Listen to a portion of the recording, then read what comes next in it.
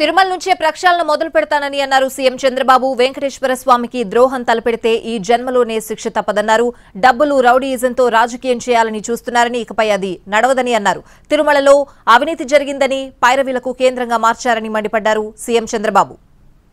ఎవరైనా వెంకటేశ్వర స్వామికి అపచారం చేసిన వారు, తలపెట్టిన వారు ఈ జన్మలోనే పనిష్మెంట్ తీసుకున్నారు.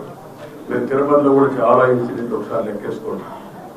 ఎవరైనా సరే, ఉద్యోగస్తులు కానీ బయట వాళ్ళు కానీ ఎవరైనా సరే దేవుడికి అపచారం చేసిన ప్రతి ఒక్కరు శిక్ష అనుభవించారు. ఎర్రచందనం స్మగ్లర్కే సీట్ ఇస్తే ఏం మాట్లాడతారు?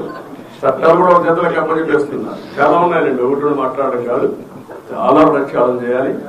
ఇంకా వీళ్ళు డబ్బులు రౌడీజం దీంతోనే రాజకీయం చేయాలనుకుంటే ఏమీ జరగదు. నేను ఒకటే చెప్తున్నా, దృఢ సంకల్పంతో వెంకటేశ్వర స్వామి సాక్షిగా చెప్తున్నా, మంచిని ప్రోత్సహిస్తా, చెడును మాత్రం గట్టిగా తొందరలో దొరికేస్తా.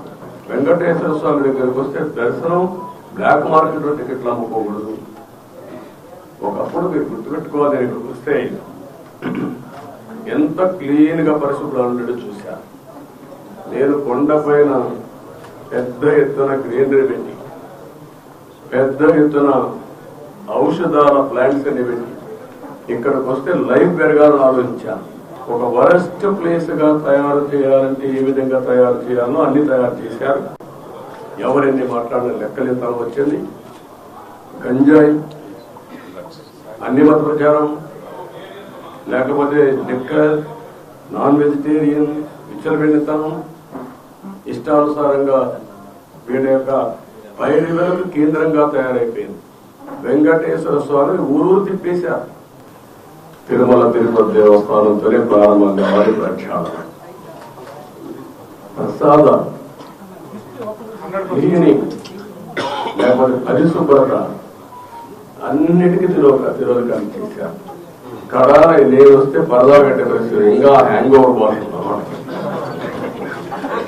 పరదా కట్టేస్తున్నారు అంటే అలవాటైపోయింది. రెండోది, మనుషులు వస్తే వాళ్ళకి హ్యాండిల్ చేయడం తెలియడం లేదు. మనుషులు వస్తే హ్యాండిల్ చేయడం తెలియదు కాబట్టి కర్ఫ్యూ పెట్టాడు. కర్ఫ్యూ పెట్టేస్తే ఎవరు రారు, ఇంక నేవేకి వెళ్ళిపోవచ్చు, నేవేకి వచ్చేసామని. ఇలాంటి కల్చర్స్ అంతా చూస్తే చాలా బాధ వేస్తుంది. ప్రజలు కూడా మాకు ఇది అన్యాయం జరిగిందని చెప్పుకోలేని పరిస్థితిలో ప్రజలు కూడా ఇబ్బంది పడ్డారు. ఒకరిని కాదు, అన్ని వర్గాలు ఇబ్బంది పడ్డారు. కానీ ప్రతి ఒక్కరికి న్యాయం జరుగుతుందని నా మీద హోప్ పెట్టుకున్నాను.